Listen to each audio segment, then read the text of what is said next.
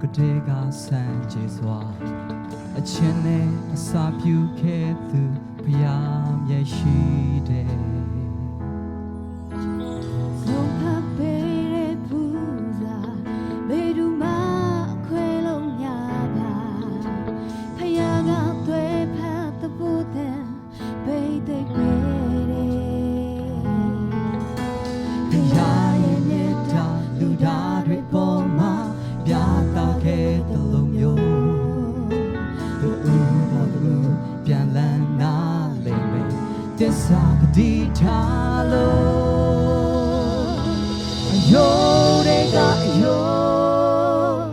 အသားတွေကတာငါဥမဟုတ်တော့ဘူးတရားကိုဖြစ်ဖို့ရာတွေ့ထားလက်တွေခိုင်ခိုင်ရဲ့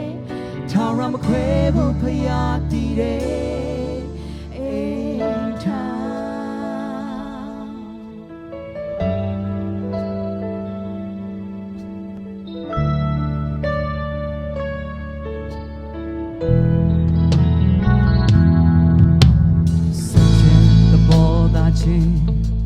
မတူညီမှု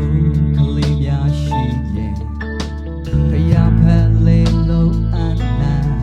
လိုက်နေတဲ့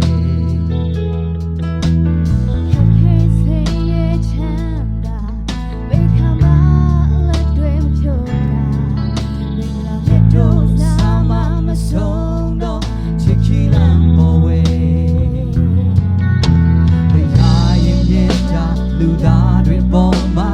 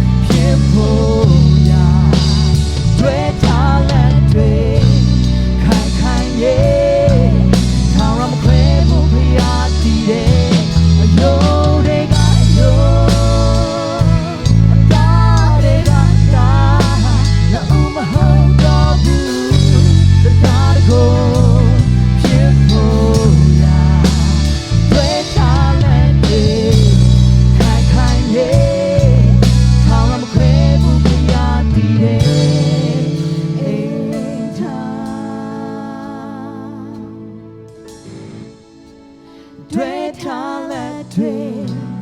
ခိုင်ခိုင်ရဲ့ထောင်ရမခွဲဘူးဖျားတည်တယ်အိမ်ထား